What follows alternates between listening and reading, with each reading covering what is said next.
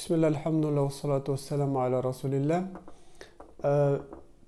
Devam etamiz bizning darslarimizni.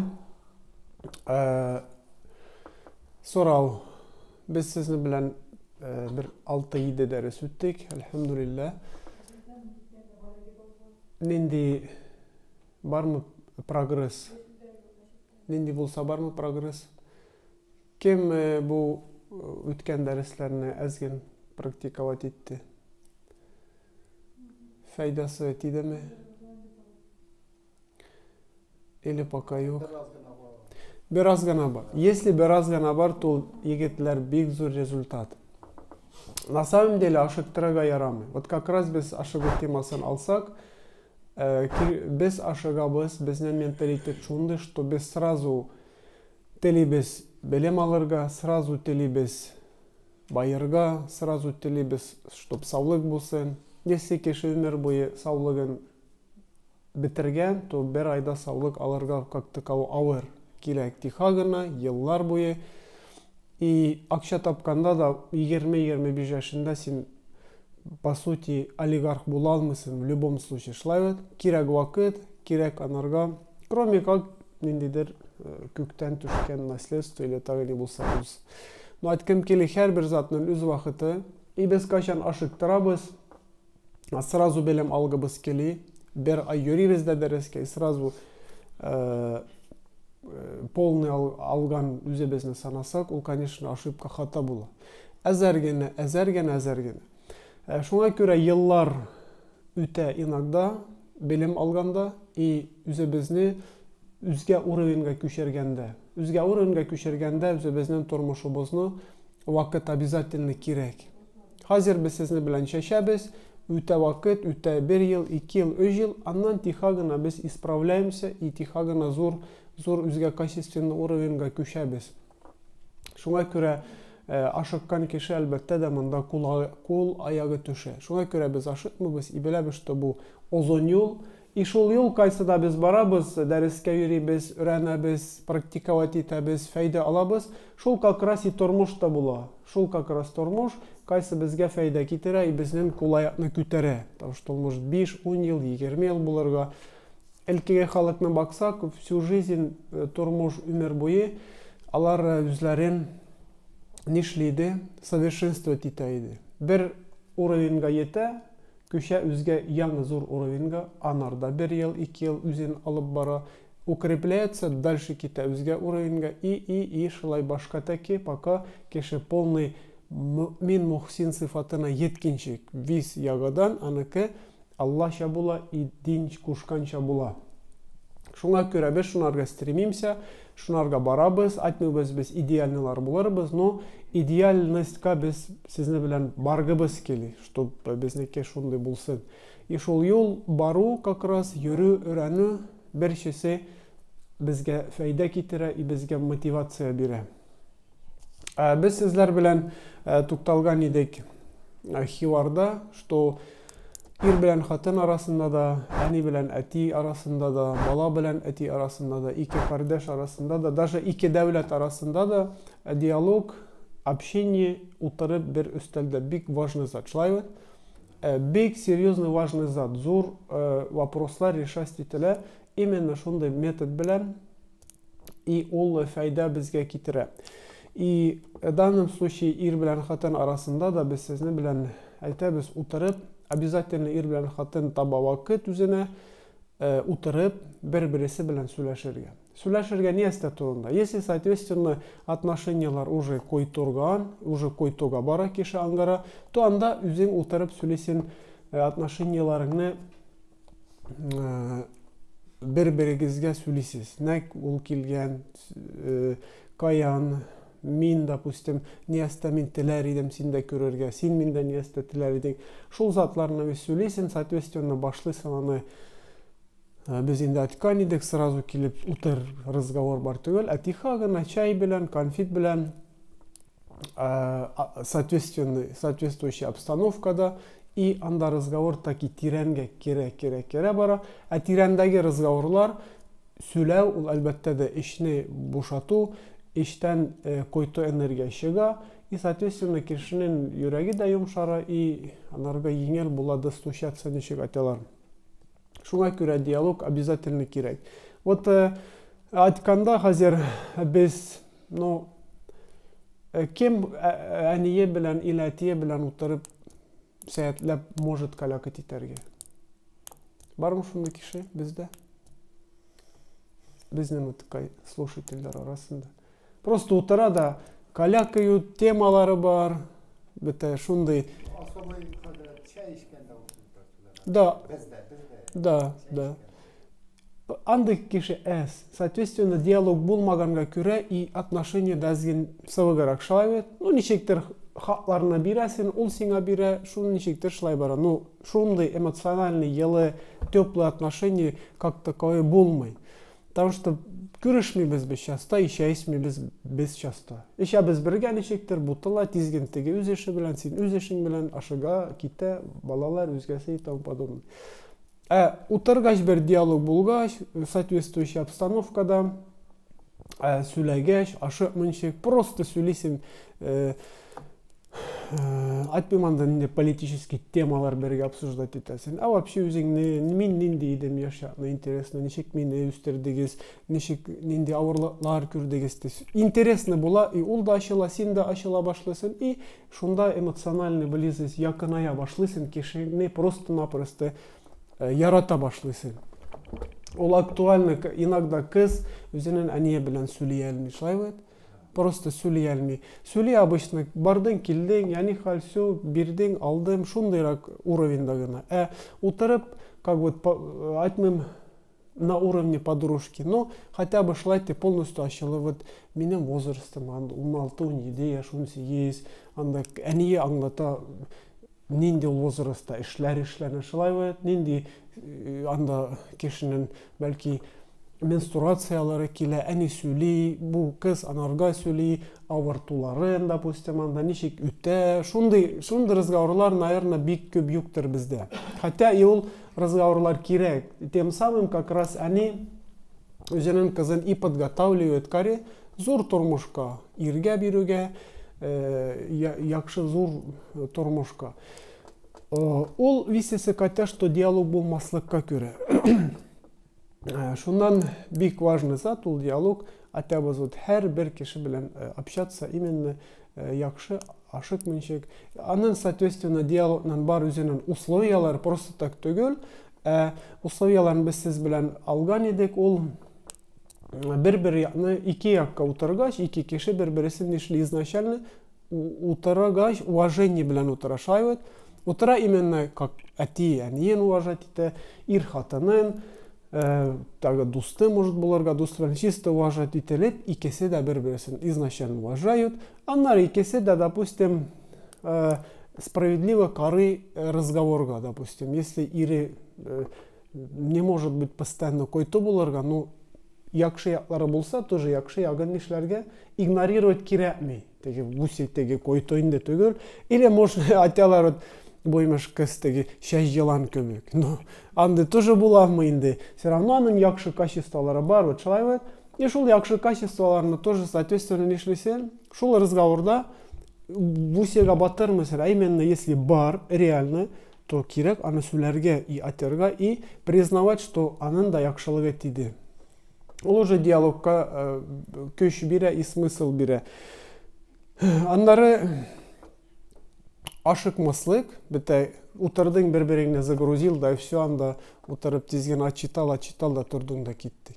Именно ашыкмаслык, син сүйлисең үзеңнең теләгеңне вообще не әсте, телисең катныңнан, белмим әтиеңнән, дустыңнан, просто реально теләгән затыңны, сиңа не әсте лучше булыр иде. Син сүйлисең, аннан соответственно ул сүйли. Бәлки и күп разговорларда просто кеше аңламый бер-берсен, утырып реально сүйләсәң, вот син ни телисең вообще. Несте син не побуждать итте бу эшкә примерно. Бәлки ул сине яратып эшләгән, а сиңа бу как за оскорбление син восприняла. Була шулай. Иногда була. Ишеннән да тирәнрәк багасын уйлыйсың, ул икән яхшы побуждениедән сөйләгән. Но аны син беләлмисең на бегу тиз-тиз генә. Шуның өчен ул разговор утырып сөйләү кешене якынайта, реально якынайта. более-менее шундай анын берниче условиялары. Андан албетте да айткан идек бири-бириң менен просто советоваться, бири-бириң менен советоваться, и һәр бириңнин вот ниесте ал чувствует, допустим, на данный момент, она тоже учитывать керек. Ал айтты, все елый вана инде, все бир не айтырлык юк, елый пустяк затларга, ну не елый деп. Сиңа ол пустяк, анарга ол серьезный зат бул. Аңлыйсыңбы? Шундан кишинин бетте чувствосын, елыймы ол, көләме анда, ничек айтырга, көңүлөмө кала. То есть анарга, значит, бар нидер себеп. Шундан если анын елы көңүлө кала, значит бар причина, и шул причинаны тоже нишләргә более-менее айтмыйм серьезно уважать, но игнорировать тоже кирәк.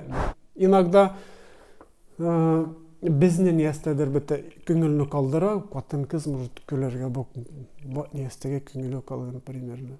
И безнең үстән көлсәләр тоже койду. И катынныкы да, и любойныкы да шулай анардан шулай көлсәләр койду. Шуңа күрә, если ул ниестәдер чувствует, аны чувствосына кирешәсен, и ул да синекенә кирешә. И ниестә хаҗат инде ул ниестә, допустим, тели, и ниестә да нуждается, прям шулай исүләргә дә. Ул бик реальный зат, кайсы бездә бик әс, но ул реальный инструмент кайсы булыша. Илке вот үзегез беләсез, бергә йыла идек, безнең әтиләр, бабалар булсын. Бер өстәлдә ашый идек, шулай бишәү, унау анда, сигезәү, баг өстәлдә сүз була, баг атыла нидер. Все равно, кайчан бер өстәлдә кеше йыла, разговор глубинный булмаса да, все равно кеше уже бер-берсен белән якыная, в любом случае. Вот, и тоже ул немаловажный бер не фактор. Нинди соң пользасы ул диалогларныкы. Нинди бер пользасын может әйтергә. Пользасы сближает, да, кишине якынайта, и, соответственно, балаларга да ул влиять итә. Бала шул семьяда кайсы воспитывается, анарга ул еңеллек китерә, и шул атмосфера балага бирә толчок развиваться. Бирә безопасность и развиваться. Бага ул әнияти, анда бабасы, браты, сеңели шундай яхшы утыралар, диалог төзиләр, сөйлейләр, и ул яш аланга вообще, может, 3 яшьлек, 4-5 яшьлеккә дә бик каты влиять итә. И алар, соответственно, өйрәнә уже, аңгара уже үскәч, конфликтларны решать итәргә, любой вопросны решать итәргә. В первую очередь, алар нишли, как бы сөйли, аңлата, соответственно, аңламаса, үзгә шак инде ул. Беренче эш ниестә ул, сөйләп, йылып, яхшы гына диалог белән аларга. И атябыз вот уверенность бирә балаларга да, и анда семьяга да, бүтін семьяга уверенность бирә, шундай итенеш атиек. Ну, бу как бы без в какой-то степени повторили общий үткән дәресләрне. И шунарга без шундай фикергә килеп сезне белән кайтабыз. Әле без бүген сезне белән алабыз ниестә безгә иногда болгы диалог төзергә. Ниестә безгә иногда болгы. Без, может быть, ителибез дә катнабыз белән утырып бергә кичен чәй эчәргә, ну нидер безгә терәк бар, может быть, әнием белән без телибездер чәй эчәргә тоже нидер терәк бар, может, ике брат нидер таки күптән утыргалары килә, ну ниндидер терәк бар. Шуларны тоже без сезне белән аларбыз. Сездән сорыйбыз, ниестә может преграда в какой-то степени булырга, шул диалогка ирбән хатын, родитель арасында, балалар арасында булсын. Ниестә может булырга причина?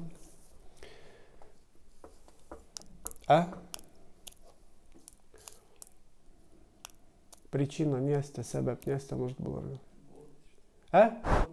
Гордость, да, кстати, дәресебез иде недавно, анда тоже шундай бар иде мнениелар. Гордость, да, но имеется в виду мында общий зат. Кешедәге качество түгел болгый, а именно внешний факторлар болгый. Вот, аңладыгыз? Именно кешенең үзенең качествосы. Да, может быть, кеше как гордый, мин соңга утырам, сөйлейм, мин мында иләшкән үзгә метод белән, или мин шундай сильный, серьезный кеше утырам анда. шепа-шепа анда сүйләргә разговор миңа нигә кирәк. Шундай может тоже буларга. На самом деле разговор күбрәк вопросны решает, чем үзгә методлар. Пәйгамбәр саллаллаху алейһи әйтә, нинди генә яхшы метод булса дигән, яхшылык белән күп эшләр эшләнә, чем койтулык белән. То есть чем сила белән. Йомшаклык, разговор, бер-береңне аңлау белән намного больше файда күп килә, чем, допустим, үзгә метод белән. Шуңа күрә иң беренче метод шул безнеке. Ни әстә может булгарга? Ни әстә может булгарга? Но бакыз, без сезне белән сөйлибез монда Коръән аяты белән хадисны түгел, кайсыга иштек тә и тыңлыйбыз. Коръән хадистан чыгарабыз смыслны, да, но ул затлар ни әстә обсуждаемый, шулай. Может быть, кайбер вакытны ул да кайбер семьяларга просто практиковать ителеп булмаганы, или кайбер семьялар вообще үзгә метод белән. Ул нормально. Но бу сүләнә общий массаны алганда, то шундый методлар бик эшли и работает. Ни әстә может булгарга? Монда может булгарга атабыз вот ир белән хатыннан беренче елы или беренче вакыты вот только өйләнгәч или иргә чыккач, ул бик серьезный вакыт, кайсын вообще кирәкми үткәрергә ни. Айтмыйм попросту, но кирәк анда отношенияны көчәйтергә. Именно беренче елда.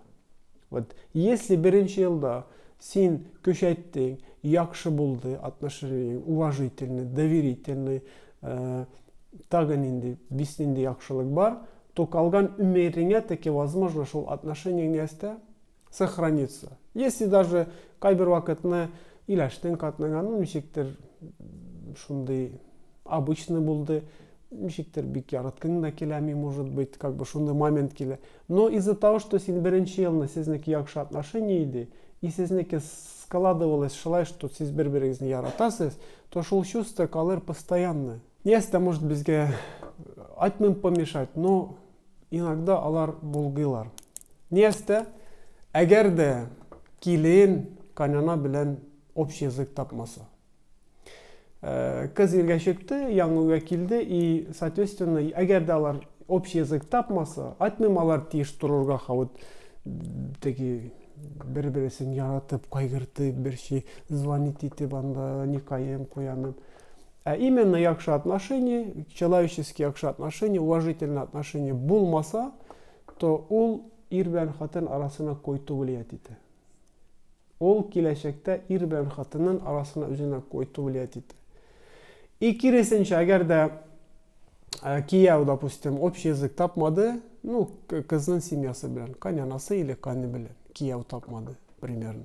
Ул тоже ир белән хатынның, молодоженының бу атегенде отношениясына влиять итә. Шайбайт, влиять итә, койту влиять итә. Вот. Әгәр дә шулар булмаса, алар ир белән хатын бер-бересен белә башлый. Если честно, без иребезне или хатыныбызның әлдә желаниесын или атем чувстволарын или вообще теләкләрен или вообще кем ул әлдә аңгара алмады күбебез.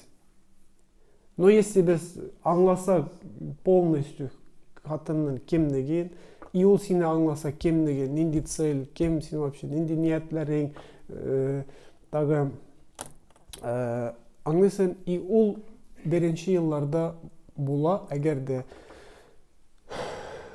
күп причиналар безгә булгы турганнар булмаса. Шуңа күрә иң беренче ел иң важный, и мин советую, конечно, и качан туйда кызга, малайга бит акча ела, акча бирәләр, может зур подароклар подарить итәргә.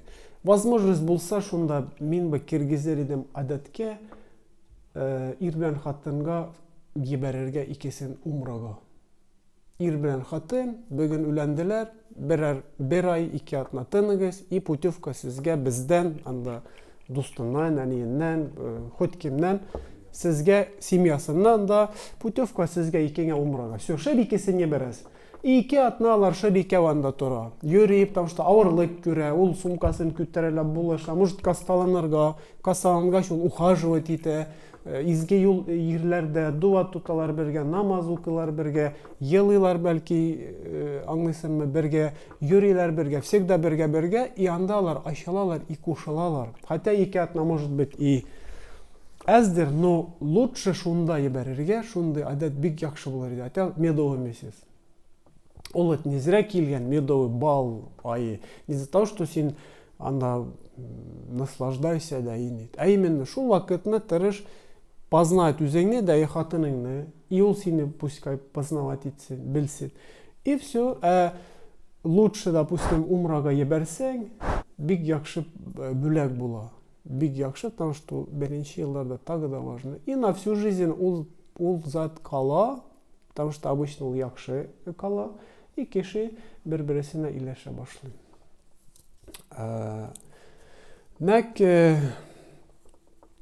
Нәк может общий язык килен коняна белән тапмаса, может отношение какое-то булырга.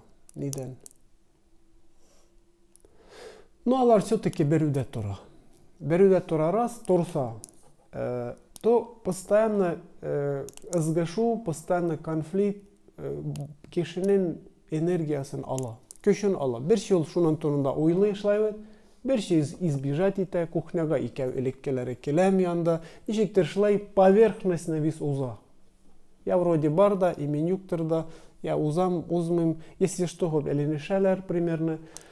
И ул, конечно, влиять итә. И кызның постоянно башында уй була, ничек шунардан тишелергәме, ничек бетсенме, решать итәргә бу вопросны, чтобы анын башы свободный булсын. И иргә, как анын әнияти, ул тагы да авыр. Ул әниятин да ярата, и хатынын да, и шундай конфликтлар бер-берсенә кушарга просто вакыт таба алмыйлар. Алар үзгә зат белән будут заняты. Шуннан, если кемнедер Аллах Тәала испытать итсә, то вопросны просто шылай ук, опять-таки, путем диалога утырасың да решать итәсең. Әниең, әтиең, анда кызның әни-әти утырасың и просто сөйләсең. Худым вот күз-күзгә бага. Безнеке да, не сложилось шундай безнеке ситуация, но без мусульман кешеләре, без телебез яхшы отношения да булырга, нишләргә дальше. Или можем, давай, предлагайте, ничек лучше. И кеше может әйтергә, может давай әйтергә баламанда барыгыз отдельно, если сез безне булмады, пожалуйста, барыгыз отдельно, без сезгә кунакка йөрербез. Бик яхшы вариант. Ул тоже бик яхшы вариант, если бар возможность. Кемдер бәлки отдельно чеккысы киләтмидер, үзгә зат предлагать итә. И шулай һәрбереңне тыңлап, в итоге киләсен мнениегә. И реально шул зат безгә етешми, и шул зат реально помогать итә. Если кирәк, допустим, китәргә безвыходное положение инде, то китүнең бер нинди койтылыгы юктыр. Пожалуйста, имеется в виду, алызба, снимать итезба, торыгыз пока үз семьягыз белән, үз тәртибегез белән. Вот, опять-таки, әттек может буларга, и нинди метод решать итәргә. Үзгә метод Аллаһу алим.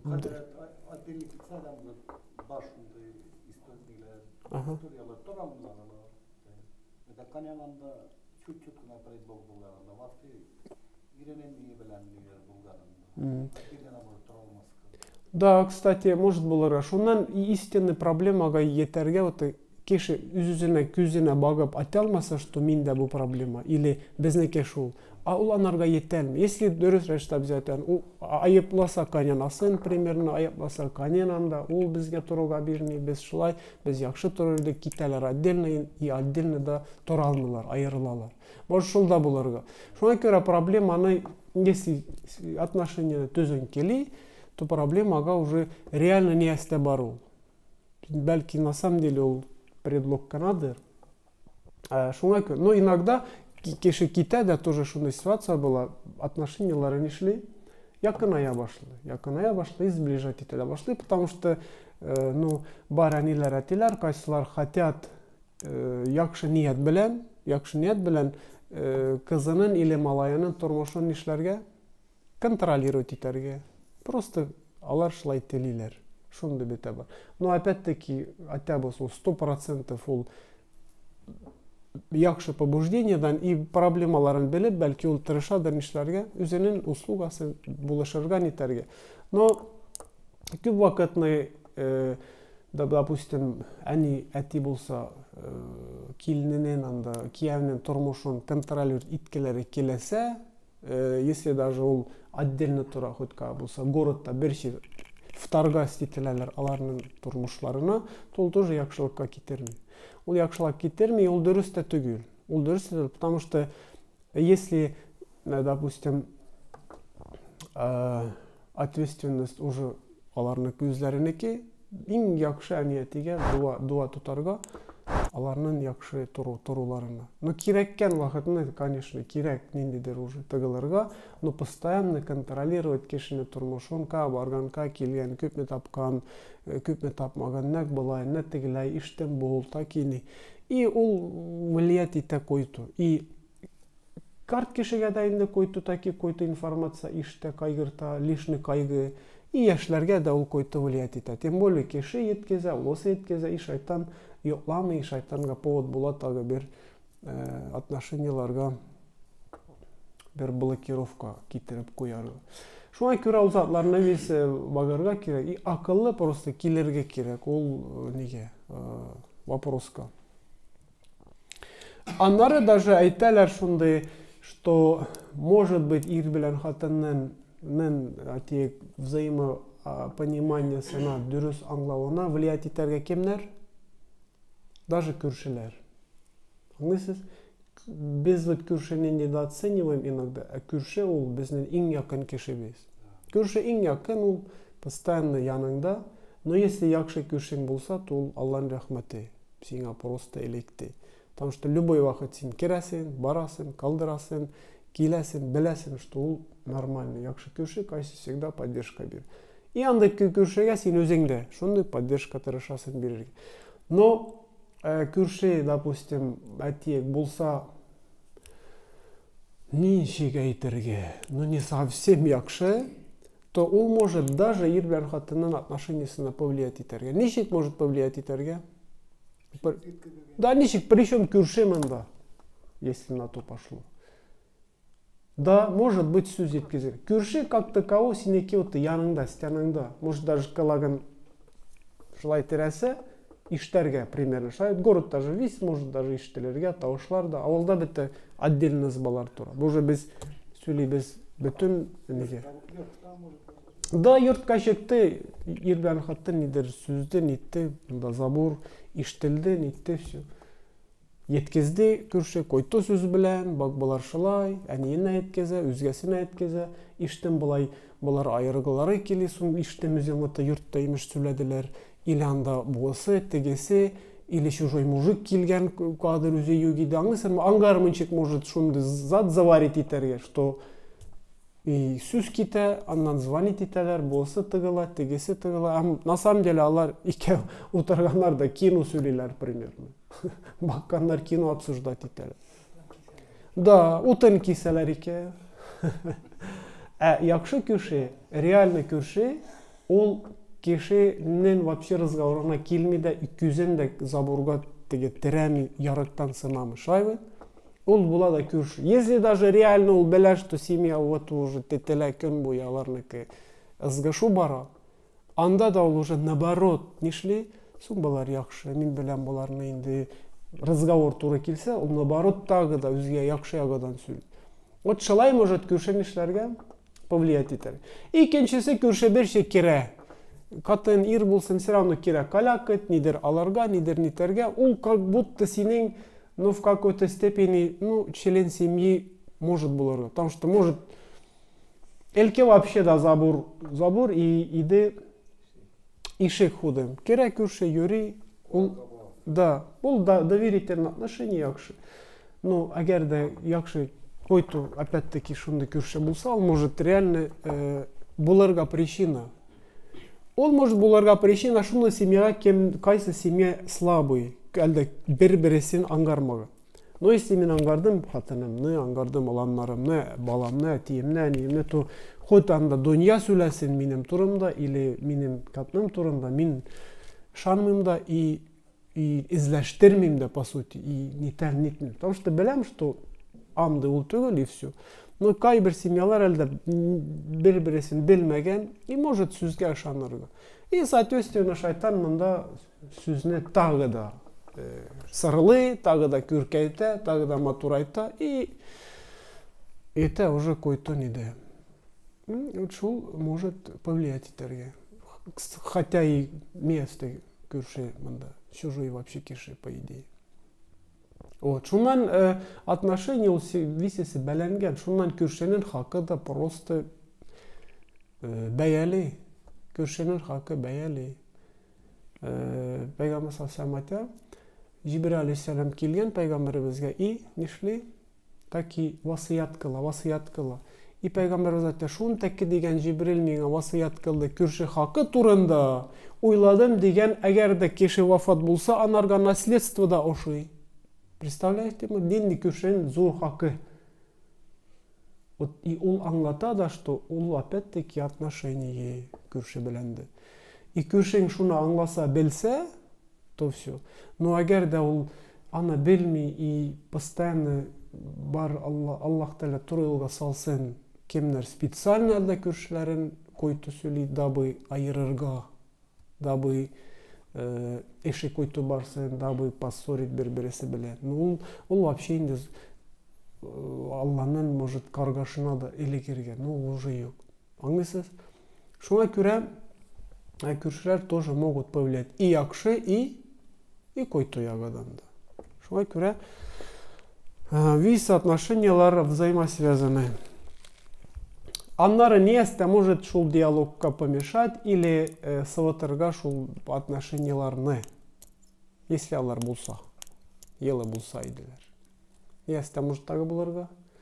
Давайгыз, өмір үткән халык монда. Мне негізні тыңныбыз. Визат монда обсуждаемы. 100% монда теге подтверждениялар юктыр. Хадис Коран, потому что көп вакытны монда сөйләнми, анардан пользалар алып и общие сүзләрне сөйлибез. Потому что может даже и кемгәдер ул килмәс аттек. Ниясте тагы.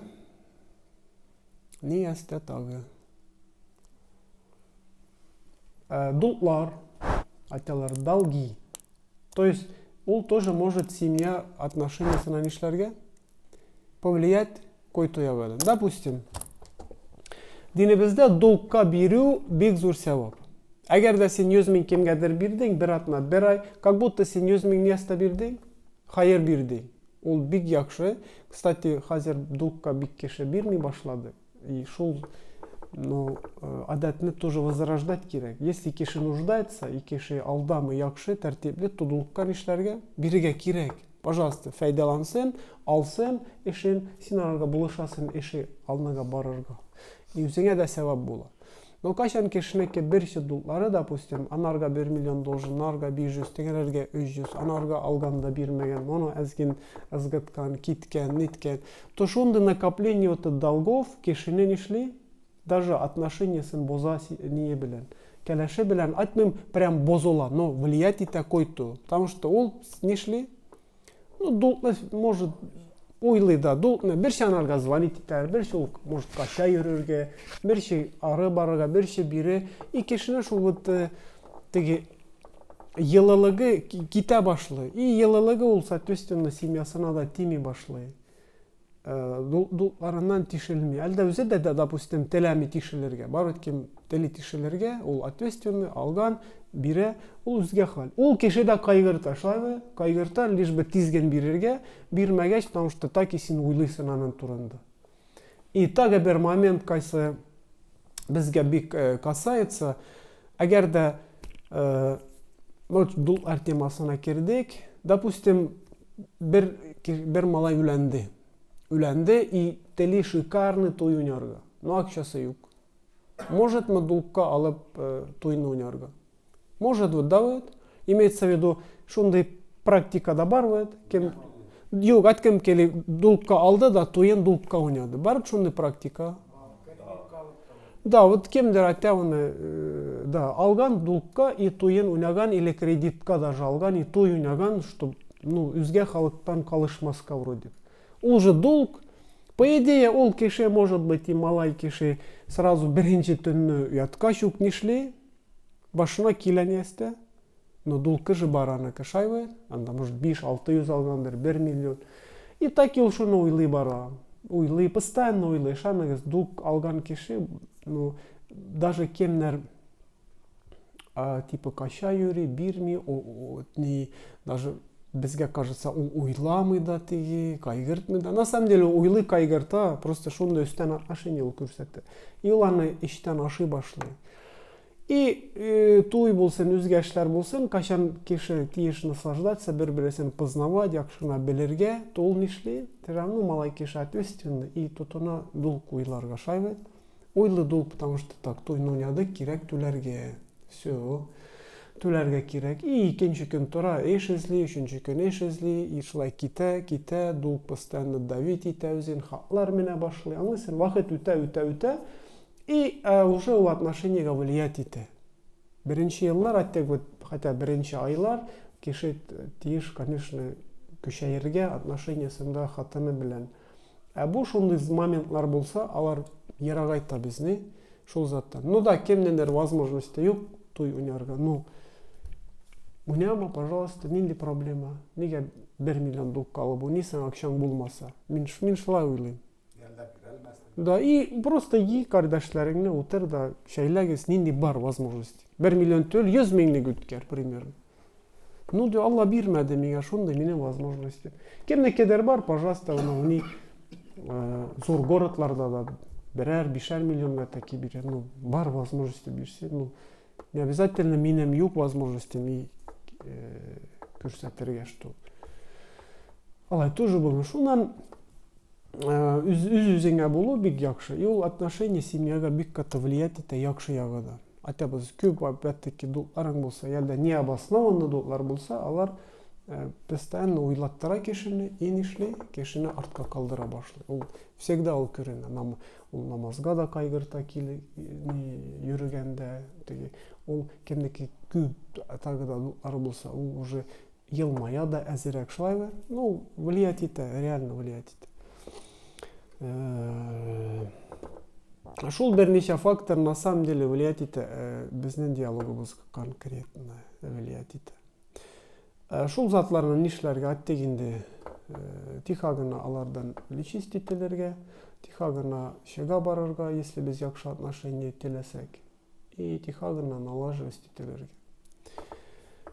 Язып куйдым, монда үләнгәч вужҗаны ниерәк тутарга да? Кыскарак тутарга. Нестә ул означает?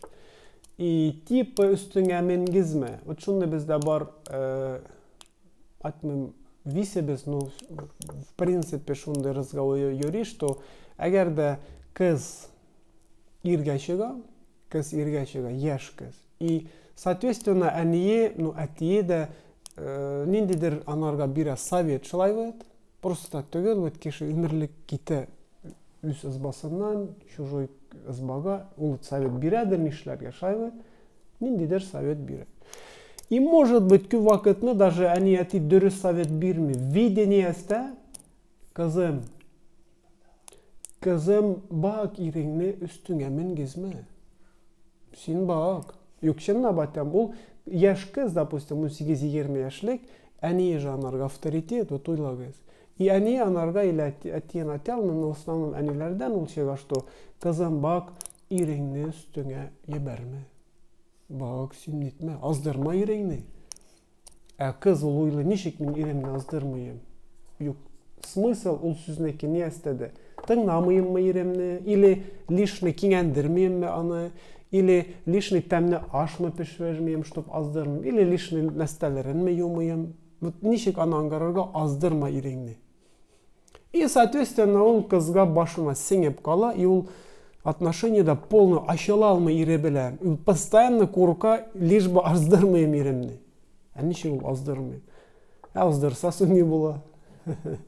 Яхшы тора башлылар да. И, соответственно, иргә дә, киявгә дә тоже бирәләр нәрсә? Совет. Ну, кияуге обычно бит, может, әние, может, әтие биредир. Нинди обычно совет может бирерге? Катныңны өскәйе бәрме. Ну, хәзер әттегез. Вужаны кыска тут, катынны өскәйе бәрме. И яш кеше ул анын кирәкми аларга өскә аска, аныкы үзгә. И башында сеңеп кала ул. Ничек соң мин катымны өскәйе бәрмием? Смысл шул сүзнеке не әсте? Өскә утыртмыйыммы? Өскә кигезмиемме? Или ничек өскәйе бәрмиемме? Ни теләгәненме алмыйым? Или әзген ачуланыйыммы частарак, чтоб өскә менмәсен? Ул реально однообразный, шунда однобокий смысл түгел ул сүзнеке. Катныңны өскәйе бәрмә, әтеге яктан иреңне аздырма. И вот катныңны өскәйе бәрмә, иреңне аздырма, и торалар шулай бер-бересен аздырмыйшык, и өскәйе бәрмейшык. В итоге катын өскә менә, и раза. В итоге шулай була ул. Аңлыйсыз? И ул замкнутый круг. И потому что смыслын кеше белми. На самом деле ир белән хатын арасы, алар, пожалуйста, хатынны аздырсын, ирен нинди проблема. Или ире өстенә ничек өстенә менмәсен. Не өстәл. Если что, анда мин монда суга да, или мин монда хозяин. Примерно, или тагы не булса. Ул шул булды да бер исемә төште. Интересный момент. Ир шулай тора, и катны килә арттан да. Ир әйтә: "Катын, бүген без барабыз әниләремә. Иштеңме? Без бүген барабыз әниләремә." И катын әйтә: "Куяным, может, кинога барабыз бүген?" Айттым кинога, значит, кинога барабыз инде. Бу да шулай, аңлыйсызмы? Ул үзе шундай моментлар тоже интересно була. Шундан ир белән хатын, если алар бер-берсен табышты и аңгара бер-берсен на уровне сюсю-мусю, яхшы. Аларга яхшымы, яхшы турсуннар. Если алар бер-берсен шундайрак отношениеда таптыка, кирәк әзген белмим, урынына утыртырга безнең понятиеда ничек дәшергәме. Если аларга шулай нормально, алар бер-берсен шулай тапты, то турсуннар шулай, пожалуйста. Аңлыйсызмы? И һәрбер кешенең тормышы индивидуальный. Но тиеш булырга анда ниясте? Йылылык. Просто отношениеда йылылык булырга, эмоциональная близость.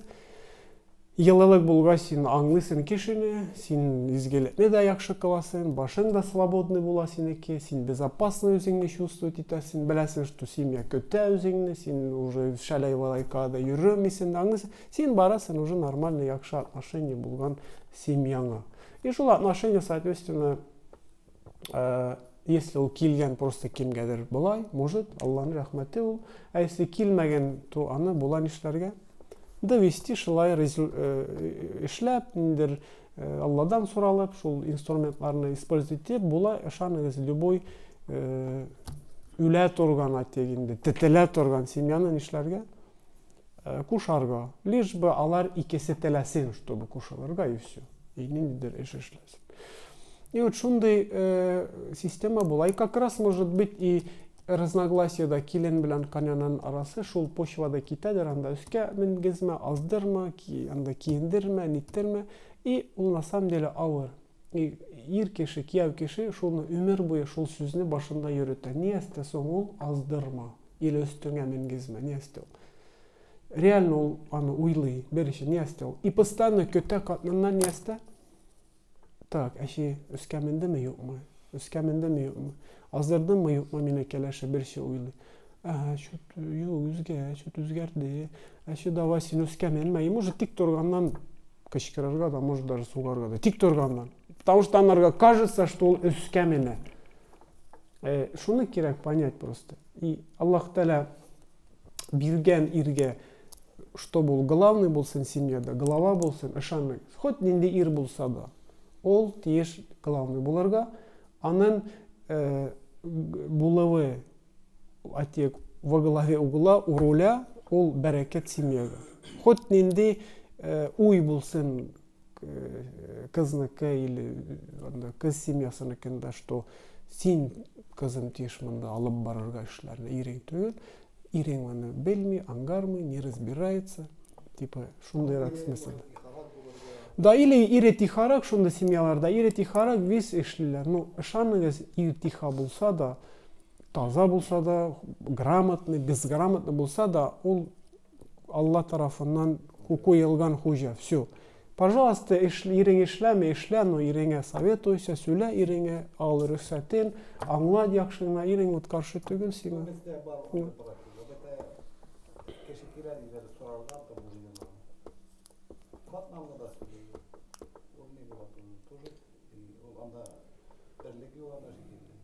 Но да, тоже шундай практика была, что ирге киләләр, ир по факту сөйләми, катны сөйли анда, допустим.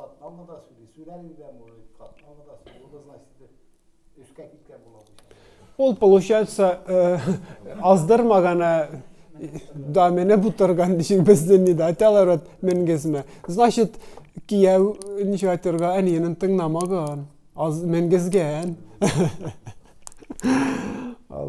Шол була. Но опять-таки ул висесе вот такая. Бер яктан икенче янтыкка сикерү. Әлбәттә дә хатын номанда тирәнгә китсәң вис ул кемнәндер перенимать иткән ул итенешне. Ул уже тик торганнан андай булмаган. Кемнәндер ул күргән ул итенешне. Шуңа күрә без өйрәнәбез дә, беләбез дә, динне изучать итәбез, чтобы булган шул проблемаларны решать итәргә. Ул же проблема булу айтмыйм яхшы, но нормальный. Пока кеше сау, сәламәт, тие шул конфликт та булырга, аңгармаслык та булырга. Но единственный, син аны утырып яхшы гына решать итәсең дә тагы дальше барасы и все. Что икебез арасында, что ир белән хатын арасында. Живой кешедә була вот столкновение интересов обязательно. Ну, она вот как раз и öğrenəбез, ну, Allah kursa. Ve sallallahu ala nebiyyina Muhammed ve ala alihi ve sahbihi ecmaîn.